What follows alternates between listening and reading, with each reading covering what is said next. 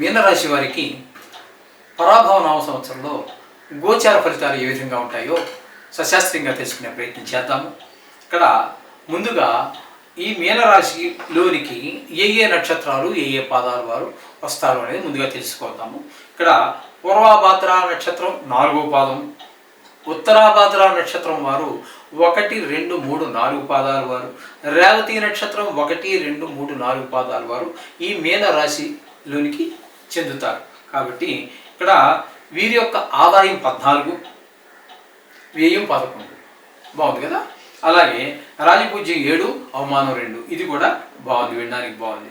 ఈ రాశి వారికి గురుడు 31వ తారీఖు 5వ నెల 2026 వరకు మిథున రాశి యందు, అనంతరం కర్కాటక రాశి యందు అక్కడ సంచరించి తదుపరి సింహంలోనికి వెళ్ళి అక్కడ వక్రం చెంది మరలా తిరిగి ఆయన కర్కాటకంలో రావడం జరుగుతుంది. అంటే 4 సార్లు చలనం జరుగుతున్నది. అయితే ఇక్కడ కర్కాటక రాశిలోకి వచ్చాక రజితమూర్తిగా మాత్రం ఉంటున్నారు. కాబట్టి రజితమూర్తి కాబట్టి కొంతవరకు కర్కాటకంలో ఉన్న కాలం కొంత అనుకూలమైనటువంటి ఫలితాలు వచ్చేటువంటి అవకాశం ఉంది. పంచమ స్థానం అవుతుంది కాబట్టి మీనరాశికి. ఓకే, శని ఈ సంవత్సరం అంతా జన్మస్థానం వద్దు, మీనరాశి యందు సువర్ణమూర్తి. మరి జన్మంలో శని అంటే అది ఏలినాటి శని, కానీ చాలా ఇబ్బంది పెట్టాల్సినటువంటి పరిస్థితి శారీరకంగా ఆరోగ్యపరంగా. కానీ ఇక్కడ ఈయన సువర్ణమూర్తిగా ఉన్న కారణంగా కొంచెం దాని యొక్క ప్రభావం చాలా తగ్గుతుంది. సగం ఫలితాన్ని, చెడు ఫలితాన్ని కూడా సగం ఇస్తారు ఈయన సువర్ణమూర్తిగా ఉన్నారు కాబట్టి. ఈ విధమైన ఫలితాలని శని గురించి చెప్పుకోవాలి. ఇక రాహు సంవత్సరాదిలాగా 5 కుంభరాశి యందు, తదుపరి 5వ తారీఖు డిసెంబర్ నెల 2026 నుండి ఆయన లాభస్థానమైనటువంటి మకరంలోనూ సువర్ణమూర్తిగా, ఆయన కూడా అక్కడ లాభస్థానంలో కూడా సువర్ణమూర్తిగా ఉన్న కారణంగా మరింత సుఫలితాలు ఇచ్చేటువంటి అవకాశం ఈ మీనరాశి వారికి కనిపిస్తూ ఉన్నది. అలాగే కేతు గ్రహం తీసుకున్నట్టయితే సంవత్సరాది లగాయతు సింహరాశిలో ఉంటారు. తదుపరి 5వ తారీఖు డిసెంబర్ నెల 2026 లగాయతు పంచమ స్థానమైన కర్కాటకంలో రజితమూర్తిగా సంచరిస్తారు. మరి రజితమూర్తిగా కాబట్టి ఇక్కడ మనం 5వ స్థానంలో ఆయన కొంచెం సంతానానికి సంబంధించినటువంటి ఇబ్బందులు కొన్ని పెడతారు. కానీ రజితమూర్తి కాబట్టి అంత ఇబ్బంది పెట్టేటటువంటి పరిస్థితి కొంత మాత్రమే పెడతారు. ఇది మనం గమనించుకోవాల్సి ఉన్నది. ఇకపోతే ఈ విధమైన ఫలితాలన్నీ కూడా ఉన్నాయి. మొత్తంగా మనం చెప్పుకోవాలంటే ఈ రాశి వారికి శుభాశుభ మిశ్రమంగా ఫలితాలన్నీ కూడా ఉంటాయి. ధనాదాయానికి లోటు ఉండదు. అలాగే కానీ దానికి తగిన ఖర్చు కూడా ఎమ్మటే ఉంటుంది. గృహంలో వివాహ శుభకార్యాలు ప్రయత్నాలన్నీ కూడా కలిసి వస్తాయి. భార్యాభర్తలు వృత్తి వ్యాపారాల్లో కూడా బాగా లాభిస్తారు.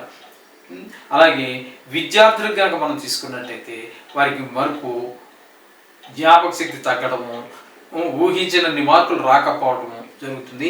ఏదేమైనా పాస్ అవుతాడు. ర్యాంకులు రావడం కొంచెం కష్టం, కానీ ఈ జ్ఞాపక శక్తి తగ్గడము, అలాగే మరుపు రావటం, ఇవన్నీ కూడా కొంత ఇబ్బంది కలిగించే పరిస్థితి.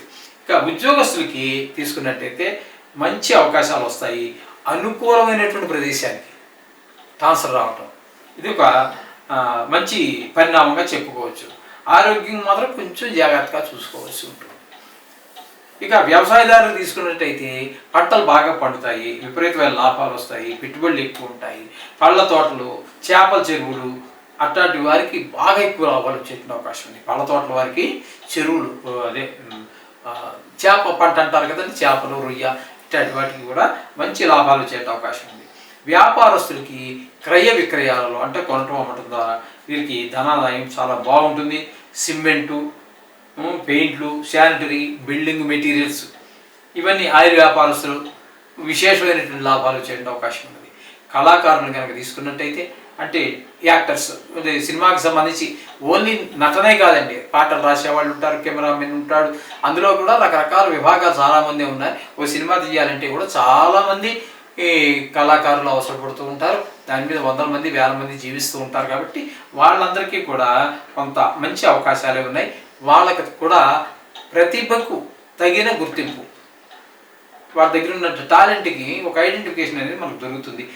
ధనాదాయానికి ఎక్కువ కష్టపడవలసి వస్తుంది. టాలెంట్ అయితే చూపిస్తాడు, కానీ వెంటనే మీకు రెమ్యూనరేషన్ పెరగదు.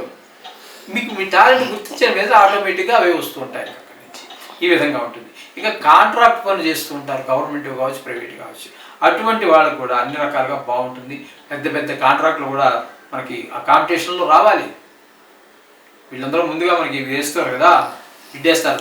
దానిలో వాడు తక్కువ ఎవరైతే వేస్తారో వాళ్ళకే వస్తూ ఉంటుంది. అది కూడా పెద్ద ప్రతిదీ కాంపిటీషన్ అండి ప్రపంచంలో ఈరోజు.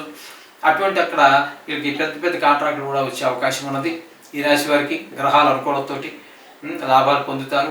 సకాలంలో కాంట్రాక్ట్ దక్కించుకోవడం ఒక పని అయితే దాన్ని సకాలంలో వాళ్ళకి చెప్పిన టైంలో పూర్తి చేసి ఇవ్వడం అనేది మరింత కష్టమైనటువంటి పని. ఈ విధంగా చేయటం వల్ల వారికి బిల్లులు కూడా సకాలంలో రావటము, వీరికి లాభాలు రావటము ఇవన్నీ కూడా జరుగుతూ ఉంటాయి. మంచి లాభాలు పొందగలుగుతారు కాంట్రాక్ట్ పనులు చేసేవాళ్ళు కూడా. ఇక రాజకీయ నాయకుల గురించి మనం చెప్పుకోవాలి అన్నట్టయితే వాళ్ళు పదవిని నిలబెట్టుకోవడానికి ఎక్కువ కష్టపడవలసి వస్తుంది. వాగ్దానాలను నిలబెట్టుకోవాలి, ఆలస్యం అవుతూ ఉంటుంది. కానీ మీరు ఈవేళ చేస్తానన్న పని వెంటనే చేయలేరు. మీరు పదవి ఎక్కిన వెంటనే ఏం చేయలేరు కదా. కొంచెం మరి పై వాళ్ళని వెళ్ళి ప్రసారం చేసుకోవాలి, అక్కడి నుంచి ఫండ్స్ తెచ్చుకోవాలి, వీళ్ళకి ఇచ్చినటువంటి వాగ్దానాన్ని ఆ పని పూర్తి చేసి చూపించాలి. ఇన్ని కష్టాలు ఉన్నాయి. వాళ్ళకి అంటే మనం బయట నుంచి చాలా సులువుగా మాట్లాడేసుకుంటాం ఏ పని చేయాలన్నా, ఎవరి గురించి అయినా. కానీ మరి పనిలోకి దిగిన వాడికి అందులోనే ఉన్నటువంటి సాధక బాధకాలన్నీ తెలుస్తూ ఉంటాయి. కాబట్టి ఈ రాజకీయ నాయకులు కూడా హైకమాండ్ అని ఒకటి ఉంటుంది. మనం చెప్పే వాటికి మనం చేసే వాటికి పొంతలు కుదరదు. మనం చెప్పిన మాట ఏమైందని వాడు ఆలోచించడు. వాడు చెప్పిన మాట మనం వినాలి. మనం పోటీకి నిలబడినప్పుడు ఇష్టం వచ్చిన వాగ్దానాలు ఇచ్చేయంటాడు. తీరా గెలిచాక వాడు అక్కడి నుంచి వాడు పలకడం, వీడు మనకు పలకడం, ఎవడికెవడో పలకడం. ఈ విధంగా అన్ని రకాలు అందులో ఉండే సాధక వర్గాలు దానిలో ఉన్నాయి. మొత్తం మీద ఏంటంటే పనులు కొంచెం లేట్గా అయినా వాళ్ళు చేస్తారు, ప్రజల మధ్యలో ఉంటారు కాబట్టి పర్వాలేదు. అలాగే ఈ రాశి స్త్రీలకి కూడా ధనాదాయం బాగుంటుంది. ఉద్యోగం చేసే వారికి ఆరోగ్య విషయంలో జాగ్రత్తగా ఉండాల్సి వస్తుంది. శరీర శ్రమ ఎక్కువ అవుతూ ఉంటుంది. అలాగే సంతాన రీత్యా కూడా సమస్యలు ఎదురవుతుంటాయి, చికాకులుగా ఉంటూ ఉంటాయి. ఆలస్యంగా ఉద్యోగం రావటం వల్ల వివాహాది శుభకార్యాలు నెరవేర్చడం కూడా జరుగుతూ ఉంటుంది. ఉద్యోగాలు ఆలస్యంగా రావటము, వివాహం శుభకార్యాలు జరగడం లేట్ అవటం ఇవన్నీ కూడా జరుగుతూ ఉంటాయి. కాబట్టి ఈ రాశి వారు మొత్తంగా శని రాహువులకి జపాలు దానాలు చేసుకోవటం మంచిది. అలాగే మందేశ్వరుడు అంటే మందపల్లి అని ఉంటుంది ఈస్ట్ గోదావరి జిల్లాలో. అక్కడ ఒక ప్రసిద్ధమైనటువంటి ఇప్పుడు మనం వింటున్న వాటిలో శనికి సంబంధించినటువంటి శని శంగనాపూరు మరోటి కాదండి. నా చిన్నప్పటి నుంచి ప్రసిద్ధి చెందినటువంటిది మందపల్లిలో ఉన్నటువంటి మందేశ్వరుడు శని భగవానుడు.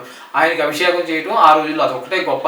ఇది తర్వాత కాలంలో వచ్చినవేనండి ఇవన్నీ కూడా. ఇప్పుడు అంటే చారిత్రాత్మకంగా పౌరాణికంగా ఎప్పటి నుంచి ఉన్నాయో తెలియదు. కానీ మొత్తం మీద ఆనాడు మనం శని భగవానుడి యొక్క గుడి అంటే మందపల్లె మనం విన్నటువంటిది.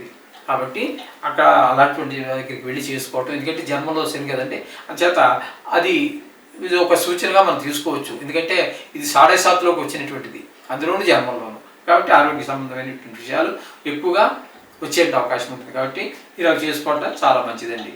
అలాగే రాహుకేతులు అన్నారు కదా, మణిదీపవరణ, సౌందర్యలహరి ఇట్లాంటి చదవటం వల్ల, గోపూజ ఇట్లాంటివి చేయటం వల్ల అమ్మవారికి సంబంధించినటువంటి ఏది చేసినప్పటికీ రాహుకి ఆ దోషాలు తొలగించడానికి ఉపయోగపడుతుంటాయి.